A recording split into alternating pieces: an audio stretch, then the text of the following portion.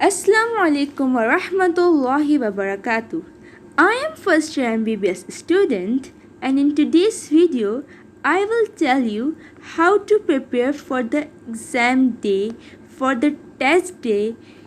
जिस दिन आपका MCAT का टेस्ट है उस दिन के लिए कैसे प्रिपेयर होना है, एंड बहुत सारी गलतियाँ जो दूसरे स्टूडेंट MCAT के दिन करते हैं वो आपने रिपीट नहीं करनी है। फर्स्ट थिंग इज़ आपने जल्दी सो जाना है, एंड रूटीन किस तरीके से सेट करनी है that I have already told in the last video. तो आप मेक श्योर कि आप वो वीडियो देख लें अपनी, so it will really help you कि आपने अपनी रात की रूटीन किस तरीके से अपनी बनानी है लास्ट डे सोने के लिए, क्योंकि the more you sleep early आप उतनी अच्छी तरीके से सुबह उठेंगे and you will feel so fresh. The next thing that I want to tell you is do make dua for your own self, because जो दुआ आप अपने लिए मांगेंगे वो उस तलब से, उस यकीन से कोई और आपके लिए दुआ नहीं मांग सकता। सो अल्लाह ताला से अपने लिए ज़रूर दुआ मांगे कि जो भी आपके लिए बेस्ट हो, जो आपकी ख्वाहिश हो उसको आपके लिए अल्लाह आपके हक़ में अच्छा कर दें, आपके हक़ में उसको चूज़ कर दें, क्योंकि आप जो अपनी दुआ मांगते हैं that's worth for your own self. इसके अलावा मैं क्या करती थी अपने लास्ट वीक में, दैट वाज कि मैंने अपने लास्ट वीडियो में बताया था कि मैं 2 बजे उठ जाती थी एंड या 1 बजे उठ जाती थी। सो लास्ट में लाइक 3 to 4 हमारा तहज्जुद का टाइम जो होता है उसमें अपने लिए ज़रूर दुआ मांगे। बिसाइड्स MCAT आम ज़िंदगी में भी ये वक्त बहुत प्रेशियस होता है, तो उस वक्त में अपने लिए अगर आप उठ जाते हैं 2 बजे, या अपनी रूटीन आपने लास्ट वीक की उस वीडियो को सुन के ऐसी बना ली है कि आप 2 बजे रात में या 1 बजे उठ जाते हैं, तो मेक श्योर अपनी पढ़ाई में से थोड़ा टाइम निकालें, अल्लाह ताला से अपने लिए बहुत सारी दुआ करें। सिर्फ MCAT के लिए नहीं, अपनी हर चीज़ के लिए अल्लाह ताला से दुआ करें, क्योंकि ये वक्त बहुत प्रेशियस होता है, बहुत कीमती होता है। इसके अलावा फॉर द MCAT डे आप कुरान पढ़ के जाएँ, अपने पेरेंट्स की बहुत सारी दुआएं लेकर जाएं। अगर आपके घर में ग्रैंड पेरेंट्स वगैरह हैं तो आप उनके लिए उनसे कहें कि वो भी आपके लिए लाइक दुआ तो सब आपके लिए करते ही हैं, जो आपके बड़े होते हैं वो हर वक्त आपके लिए दुआ कर ही रहे होते हैं। तो आप उनके साथ ऐसा नहीं करें कि लास्ट डे है स्ट्रेस में तो आप सबसे रूडली बिहेव करें कि मेरा टेस्ट है and all such. Be relax, be patient with your own self, तो आप अच्छे से कर सकेंगे अपना। So be humble on the last day, क्योंकि अगर आप किसी से लड़ कर जाएंगे टेस्ट में तो आपके दिमाग में वो लड़ाई घूमती रहेगी एंड आप वो परफॉर्म नहीं कर सकेंगे जो आप करना चाहिए परफॉर्म, जो बेस्ट आप दे सकते थे वो अगर आप स्ट्रेसफुल वे में जाते हैं टेस्ट देने के लिए तो आप उस तरीके का टेस्ट नहीं दे सकते। Next thing that I want to take you is, जिस दिन अपना टेस्ट है उस दिन अपने साथ आप वाटर बॉटल ज़रूर लेके जाएं। वाटर बॉटल वहाँ पे आपको अवेलेबल तो हो जाती है, वहाँ पे आपको प्रोवाइड करते हैं पानी की बोतल, लेकिन अपनी भी ले जाएं कि फॉर एग्ज़ाम्पल वहाँ पे शॉर्ट हो गई है या नहीं मिल रही है, वहाँ पे गर्म पानी है, तो आपके पास एक ठंडे पानी की बोतल अपने साथ हो। आई एम नॉट सेइंग अपना बड़ा अच्छा सा फ्लास्क ले जाएं कि अगर आपको मना करें कि अंदर नहीं लेके जाना तो आपको अफसोस हो कि मेरा फ्लास्क बाहर रह गया।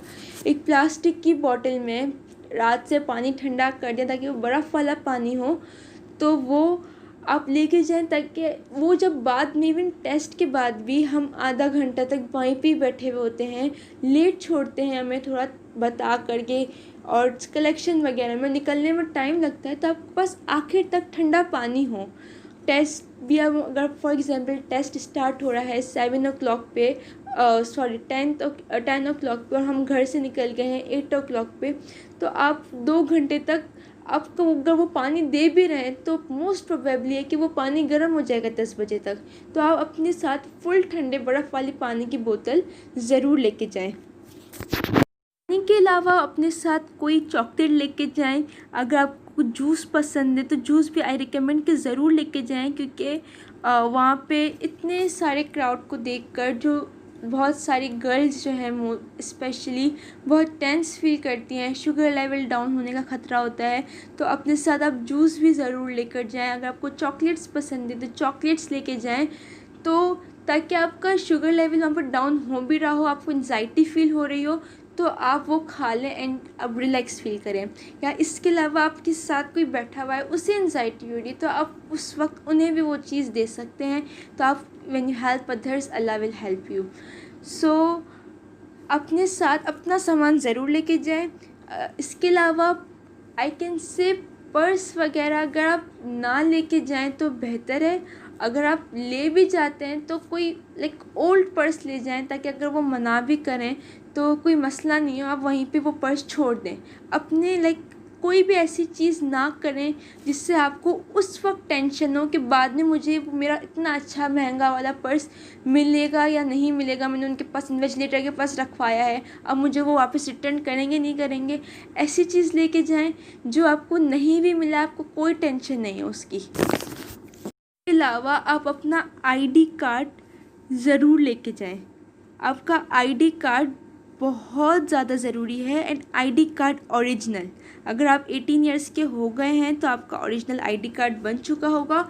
अपना आईडी कार्ड और अपनी ओरिजिनल स्लिप, मोस्ट कॉमनली क्या होता है, वो स्लिप हमें ईमेल नहीं होती लेकिन इंटरनेट पे वो आ जाती है, तो आप उसका प्रिंट आउट निकलवा लें। अगर कलर प्रिंट निकलवाते हैं तो बहुत अच्छी बात है, ब्लैक एंड वाइट निकलवाते हैं तो वो भी एक्सेप्टेबल है।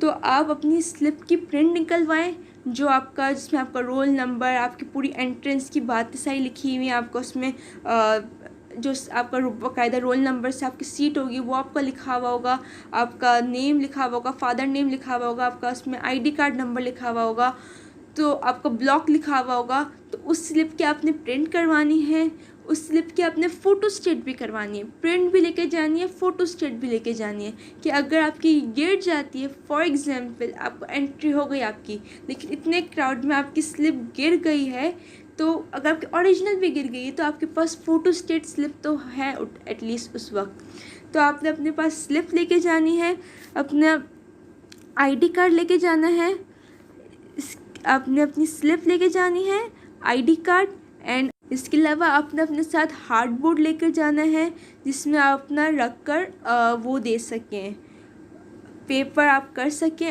अच्छी तरीके से। कोई भी ऐसी चीज़ लेकर नहीं जानी जिससे पेपर स्लिप हो। अगर आपके पास डबल वाला है तो वो समटाइम्स उसकी लाइक जो खुलने वाला होता है उसमें समटाइम्स चेकिंग बहुत ज़्यादा करते हैं कि अंदर कुछ रखा हुआ तो नहीं है आपने, लेकिन अलाउ कर देते हैं। बट मैं बिल्कुल सिंपल सा लेके गई थी, उसी पे ही अपनी दोनों फ़ोटो स्टेट और ओरिजिनल स्लिप लगाई थी। तो आपने भी जो आपके लिए कन्वीनियंट हो या जो आपके पास अवेलेबल हो उस हिसाब से करना है।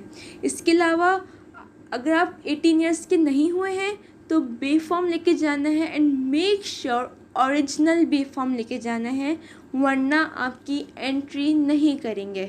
तो आपने अगर शनाख्ती कार्ड लेके जाना है तो वो भी ओरिजिनल, बे फॉर्म लेके जाना है तो वो भी ओरिजिनल ज़रूरी है अपने साथ, या अपने दिमाग में रख लें। स्लिप भी ओरिजिनल, बे फॉर्म भी ओरिजिनल, एंड शनाख्ती कार्ड भी ओरिजिनल, राइट।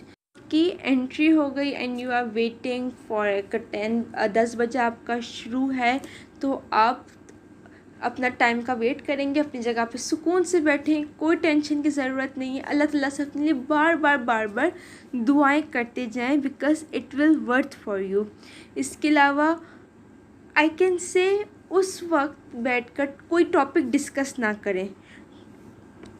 अगर आपके कोई फ्रेंड का आपके साथ जोन या आपका ब्लॉक सेम है तो भी कोई भी टॉपिक टेस्ट में बैठे हुए डिस्कस ना करें।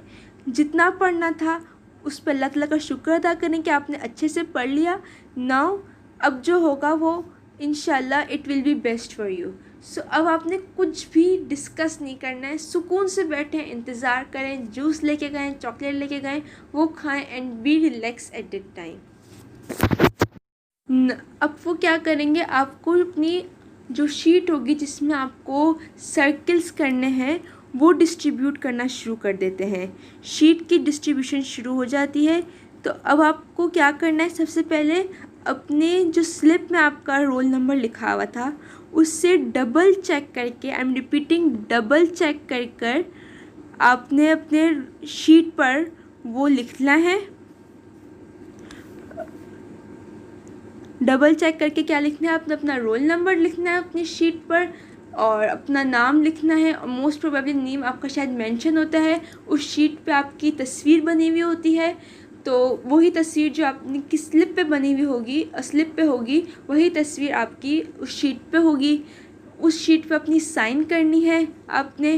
तो मेक श्योर ये सारे काम आपने टेस्ट से पहले, आपको वो प्रोवाइड कर देते हैं शीट, तो आपने टेस्ट से पहले वो सारे काम कर लेने हैं। इसके अलावा उस पे पीछे 2 शीट्स लगी हुई होती हैं, तो आपने अपने जो पेपर है ना, ओरिजिनल शीट को हिला हिला कर देखना नहीं है कि नीचे क्या शीट है और क्या सेटिंग है। बिल्कुल सही सेटिंग होती है ऑलमोस्ट एवरी टाइम, तो आपने उसको हिलाना नहीं है ज़्यादा। जो आपकी चेकिंग होती है शीट, वो आपकी ओरिजिनल शीट से ही होती है। बाकी जो पीछे की 2 होती हैं, एक उनके पास रिकॉर्ड होता है और एक आपके पास रिकॉर्ड होता है। तो जो आपकी नेक्स्ट शीट जो आप टेस्ट दे देंगे, आपकी ओरिजिनल शीट आप अपने इन्विजिलेटर को सबमिट कर देंगे, जो आपकी स्टूडेंट शीट है वो आप उसको सेफ्टी से घर लाएं, ताकि अगर बाद में कोई भी प्रॉब्लम हो तो आप क्लेम कर सकें। उस शीट का आपको ध्यान रखना है, उसमें हल्की हल्की सी समटाइम्स तो ऐसा होता है कि मार्किंग ऊपर नीचे भी आ जाती है उसमें, तो डजेंट मैटर। टेस्ट करते करते प्लीज़ अपनी शीट को हिलाने में टाइम वेस्ट ना कीजिएगा। अब आपको पेपर डिस्ट्रीब्यूट करना शुरू करते हैं। अब पेपर हमारे सेंटर में क्या हुआ था, मोस्टली हर सेंटर में इस तरह होता है, अब कुछ सेंटर में नहीं भी होता तो इट्स फाइन, कि अगर 10 बजे पेपर शुरू है तो वो ऑलमोस्ट 9:55 पर आपको कॉपीज़ डिस्ट्रीब्यूट करना शुरू कर देते हैं। तो अब वो क्या बोलते हैं कि हमारा 5 मिनट पहले डिस्ट्रीब्यूट करने का मकसद है कि आप अपने सारी नंबरिंग चेक कर लें। लाइक कोई पेज तो आपका मिस नहीं है, या किसी एमसीक्यूज़ का कोई एक एमसीक्यूज़ है जो डबल आपका प्रिंट हो गया है, या फॉर एग्जांपल 50 के बाद आपका 60 आ रहा है, डायरेक्ट बीच के एमसीक्यूज़ नहीं है। तो मेक श्योर कि आप उस टाइम में जो उन्होंने दिए हैं आपको 5 मिनट, एक एक एमसीक्यूज़ को चेक करें। 5 मिनट में आप कोई 3 नहीं मार लेंगे, 5 एमसीक्यूज़ कर कर या 3 एमसीक्यूज़ कर कर। जो टाइम दिया है आपको चेक करने का, आप उसमें चेक ज़रूर करें। अपने जो मार्किंग है उसे ज़रूर चेक कर लें कि सारे नंबर्स, सारे एमसीक्यूज़ मेरे गिवन है या नहीं given. Now the next thing is right the name of your book colour on your sheet. ये लास्ट का काम नहीं है कि मैं लास्ट में बुक कलर कर दूँगी, पहले जल्दी जल्दी मैं एमसीक्यूज़ कर लूँ। आप ये काम फर्स्ट पे करें। अपना जो आपका नेम कलर की जो बुक है, ग्रीन, ब्लू, वाइट, तो वो आप फ़ौरन जैसे ही बुक मिलती है अपनी शीट पर इसको अच्छे से लेटर में साफ़ सुथरा करके वो ज़रूर लिखें। क्योंकि अगर आपने 200 एमसीक्यूज़ भी सही कर लिए एंड आपने वही गलत अपना नाम नहीं लिखा बुक का, या एंड में करने के लिए आप भूल गए करना, तो वो आपको रिकॉग्नाइज़ ही नहीं करेगा कि आपने कौन सी की का करा है, क्योंकि सारी कीज़ में एमसीक्यूज़ आगे पीछे होते हैं। Now the next thing is double check your MCQs. आपने फॉर एग्ज़ाम्पल अगर 13th एमसीक्यूज़ आप कर रहे हैं तो 13 नंबर को देखें कि 13 नंबर ही है एमसीक्यूज़, एंड देन जब आप अपने सर्किल में कलरिंग कर रहे हैं तो उसमें मेक श्योर कि वो 13 पे ही आप कलर करें, क्योंकि आपकी एक एमसीक्यूज़ आगे पीछे होने से पूरी सीरीज़ गलत हो सकती है अगर आप ध्यान नहीं दे रहे अपने इस पे। तो अगर आपका फॉर एग्ज़ाम्पल गलती से एक एमसीक्यूज़ गलत हो भी गया, सही करते करते आपने 13 के बजाय 14 पे साइकिल कर दिया, सो आगे ध्यान रखें उस एमसीक्यूज़ का बार बार ना सोचें एक गलत हो गया, गलत हो गया, गलत हो गया, मुझे आता था उस वक्त, हो गया गलत, अब कोई सही नहीं कर सकता। जो आपके पास आगे की अपॉर्चुनिटीज़ हैं, जो 150 एमसीक्यूज़ आपके अभी बचे हुए हैं, मेक श्योर कि अब आप वो गलती वापस रिपीट ना करें। बार बार हर एमसीक्यूज़ को 14 करें, पहले चेक करें 14 ही है, देन वापस चेक करें अपने आंसर शीट में 14 पे ही टिक लगा रही हूँ, एंड देन आप उसको लगाएं वहाँ पे अपने सर्किल में कलरिंग करें। इसके अलावा आपने अपने MCQs को साथ साथ करना है, लाइक इस तरीके से नहीं करना कि 200 MCQs आपने पहले पढ़ लिए, 200 MCQs से आपने बुकलेट पे निशान लगा दिए, एंड देन अब यू कैन से कि फिर मैं अब उस पे लगाऊंगी 200 MCQs पे आपने उसमें लगा दिए अपनी बुकलेट में, and then you are saying that मैं अब उसमें लगाऊंगी अपनी ओरिजिनल शीट पे। तो आपने ऐसे नहीं करना है। आपने मैं क्या करती थी डेट वाज कि एक पेज पे 4 MCQs होते हैं मोस्ट प्रोबेबली, तो उन 4 MCQs को करा अपनी बुकलेट में सॉल्व, उनमें बुकलेट में निशान लगाया, एंड देन अगर वो बुकलेट में मना भी कर रहे हैं आपको टिक मार्क करने का तो इट्स नॉट बैंड, आप फिर भी कर सकते हैं अगर आप करना चाहें, आपकी आदत है। अगर नहीं तो आप सिर्फ डॉट भी लगाकर काम चला सकते हैं। तो आप अपना वो डॉट या टिक मार्क जो भी आपको सूट करता है, जो 4 MCQs आपके सामने लाइक 51 to 54 उन पे बुकलेट पे टिक मार्क करें, एंड देन आप वही 4 MCQs का अपना आंसर शीट पर टिक कर लें, क्योंकि 200 MCQs हैं विद 150 मिनट्स, तो टाइम मैनेज करना is not an easy thing. तो आप डोंट वेट कि मैं 200 MCQs या 100 MCQs सॉल्व कर या बायोलॉजी के 80 हैं तो 40 करके देन मैं 40 पर टिक लगाऊंगी, तो आपका पेपर पलटने में भी बहुत टाइम वेस्ट हो जाता है। तो 4 MCQs करे हैं, देन 4 MCQs को वापस से फर्स्ट वाले 51 से 54 कर लिया आपने बुकलेट में सॉल्व, देन गो टू 51, वापस से एक दफ़ा देखें कि यही मैंने सी लगाया, एंड देन आप उस पर टिक लगा दें। Next thing is don't skip any MCQs। अब कुछ MCQs ऐसे होंगे आपको जो आपको 100% श्योर होगा कि येस इट इज़ राइट, तो वो तो आपने मस्ट करना ही है, इसमें तो कोई बताने वाली बात नहीं है। देन कुछ MCQs ऐसे होंगे जो आपका 80-20 होगा कि आई एम टोटली श्योर कि ये था बट ये भी हो सकता है, तो जो आपको पहले क्लिक में लग रहा है कि आई एम श्योर ये था, डू फॉर इट, कि हाँ, क्योंकि MCQ से मोस्टली होता है पहली नज़र में जो आप देखते हैं आपके दिमाग में पहला क्लिक क्या होता है, most probably not 100% but almost ऐसा होता है कि वो सही होता है, तो आप उससे भी लगा दें। इसके अलावा अगर आपको 40% या 20% भी कोई MCQs आ रहा है तो आप लगा दें, क्योंकि नेगेटिव मार्किंग नहीं है। MCQs छोड़ देना से बेहतर है 20% जो आ रहा है उसको भी आप लगा दें। सिर्फ कोई 3 से 4 MCQs आप छोड़िएगा कि मैं एंड में कंप्लीट टेस्ट करने के बाद करूं, क्योंकि यू डोंट नो कि अगर आप बायोलॉजी भी कर रहे हैं, आपको बायोलॉजी कंटिन्यूसली आसान लग रहा है, कोई 10 क्वेश्चन आपको 80 में से मुश्किल लग रहा है, आप 10 क्वेश्चन को छोड़ देते हैं कि आसान है, बहुत लेंथी क्वेश्चन नहीं है and I can do it at the end, but you don't know कि फिज़िक्स के जो आखिरी के 10 क्वेश्चन है उसमें कंटिन्यूसली प्रॉब्लम्स हो एंड आपको आखिर में सॉल्व करने का बायोलॉजी टाइम ही ना मिले, और जो आपको 40% भी आता था वो आपने अंधाधुंध बस सर्किल कर दिया कहीं भी हो कि आपको टाइम नहीं था, इन्विजिलेटर लेना आ गया है पेपर। तो इससे बेहतर है जो 40% आता है उससे उसी वक्त लगा दे। जो 100% बिल्कुल भी आपको आइडिया ही नहीं है कि MCQs क्या हो सकता है, या कोई जेनेटिक्स का प्रॉब्लम है जो आपसे बिल्कुल भी सॉल्व नहीं हो रही है, आपका आंसर ऑप्शन से बिल्कुल ही कोई अलग आ रहा है, तो आप उन MCQs को बस स्किप करें। वो ज़्यादा से ज़्यादा 5 से 6 होने चाहिए, इससे ज़्यादा आप MCQs अपने एंड के लिए ना छोड़ें, क्योंकि सबको टाइम नहीं मिलता आखिर में, क्योंकि 200 MCQs विद 150 मिनट्स हैं, आपको एक MCQs 1 मिनट से पहले कंप्लीट करना है। Now which subject you should do first पे कौन सा सब्जेक्ट करना चाहिए आपने, तो सॉल्व करते हुए मैंने क्या किया था कि मैं घर से सोची गई थी कि I have to do biology first, क्योंकि 80 MCQs एक बड़ा मार्जिन है। इसके अलावा बायोलॉजी में आपकी स्ट्रेंथ स्ट्रॉन्ग होती है, तो आप इजीली बायोलॉजी कर सकते हैं अपना फर्स्ट पे, और लाइक माइंड फ्रेश होता है एंड आप इजीली अच्छे से स्मूथली आपका बायोलॉजी निकल सकता है, जो मेजर पार्ट है टेस्ट का। इसके बाद मैंने सोचा हुआ था कि I have to do chemistry and then physics.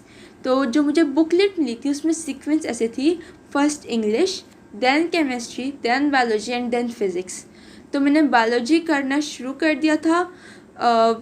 Then जब मेरा बायोलॉजी कंप्लीट हुआ तो आई रियलाइज़ कि वहाँ से केमिस्ट्री निकालने से बेहतर है मैं सीक्वेंस में चल रही हूँ तो मैं फ़िज़िक्स ही पहले कर लेती हूँ। तो मैंने बायोलॉजी के बाद फ़िज़िक्स करा था एंड देन मैंने फ़िज़िक्स के बाद केमिस्ट्री किया था एंड देन इंग्लिश किया था एंड में।